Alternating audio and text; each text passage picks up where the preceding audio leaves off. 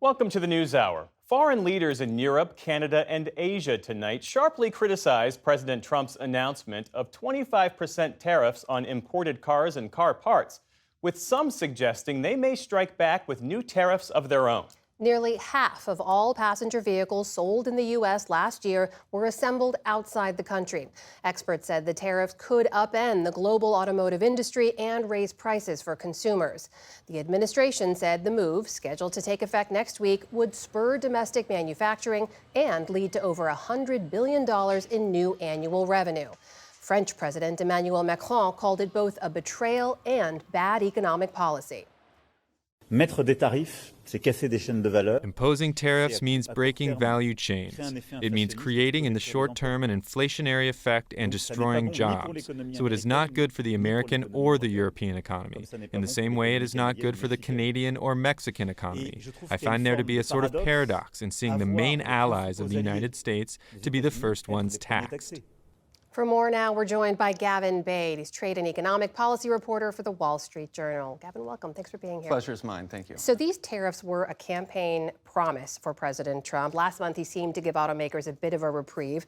Now that they've been officially announced, and as he says, now that they're permanent, what kind of reaction are you hearing from people in the industry? Today, I think, was a lot of surprise, confusion, and trepidation. You know, very few people, even those very close to the White House, expected that these tariffs would be unveiled yesterday. We thought that maybe they would come after the April 2nd tariff deadline, when we're going to see a lot more duties. But they did roll them out yesterday, and it's really hard to overstate what a momentous moment this is for the U.S. automaking sector and the global automakers. Probably the biggest disruption since COVID, and perhaps since the North American Free Trade Deal was signed in the early 90s. So hard to overstate the impact here. Well, it was welcome news we saw to the United Auto Workers Union. They called this, quote, a long overdue shift away from a harmful economic framework.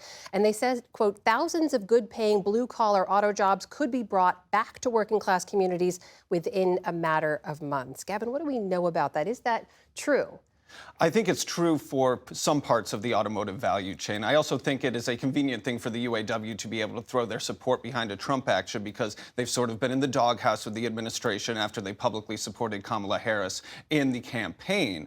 But it is true that a lot of the assembly workers and UAW members may see more work, and we may see new factories as these tariffs are rolled out. But I think the impact across the auto value chain will be uneven. I've just been on the phone with a bunch of parts suppliers, people who don't work in the assembly factories, but in the factories that make the parts that go into the car. They are the brunt, the most of the automotive industry employees in this country, and a lot of them are very concerned about the impacts of these tariffs. They've already been hit by steel and aluminum tariffs that Trump more recently imposed, and they are wondering that, and a lot of them have global value chains as well, so they're wondering if they're going to be able to continue operations as this trade war unfolds. What about the potential impact for American consumers? We've seen some analysts project that a 25% tariff could increase the average list price of a new car by 7%, from $49,800 to $52,500. Should consumers be bracing for higher prices at the dealership this spring and summer? I think largely yes. Obviously, it will depend on, if you're buying a foreign imported car or a domestically produced one, but even ones that are built in the U.S. or Canada and Mexico, which, remember, ostensibly we still have a free trade deal with them, but they are going to get tariffed under this plan as well. I think that the rollout will be a little uneven here. Automakers have been, or auto dealers have been stockpiling cars for months in anticipation of this day. So a lot of them have parking lots full of new vehicles they're going to try to offload. So maybe this won't affect prices in the very near term, but we're also going to see a lot of consumers rushing to dealerships this week to try to get, pre-tariff pricing on these vehicles. So those stockpiles could be, gone through a little bit faster than we might expect. You mentioned the impact on the manufacturers. I just want to bring up a graph here, because Axios basically listed the companies that are going to be hit hardest by the tariffs, looking at their share of U.S. sold cars that are built here in the U.S. Obviously, companies like Tesla and Rivian, whose cars are manufactured completely in the U.S., not impacted. Foreign companies at the bottom of that list, Volvo, Mazda, Hyundai, they're going to be hit the hardest. But the tariffs hit the people in the middle of that list, too. American manufacturers, the big three, Ford, GM, and Stellantis. Gavin, are they positioned to navigate this?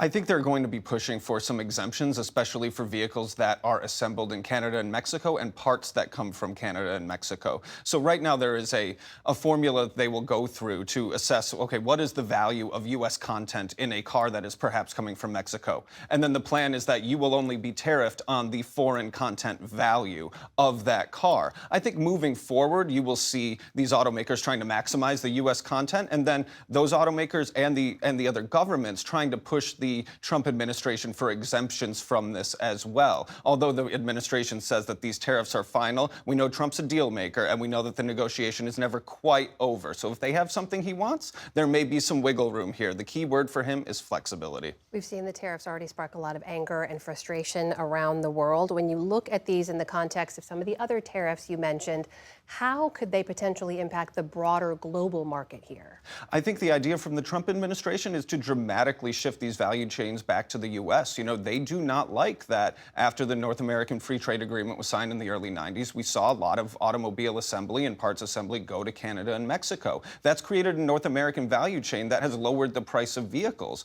But if you talk to Trump and his allies, they want that manufacturing to come home. And I think that that is the motivation behind their steel and aluminum tariffs, the duties that we will see on global nations on April 2nd, and then further tariffs that they have planned on pharmaceutical products, microchips, and the like. So I think we're living through a massive readjustment in global trade policy and by extension, global supply chains. And I think the big question is how economically disruptive is that going to be? And can the administration soldier through that economic disruption and deliver this rebalancing before things get too bad in the economy back home?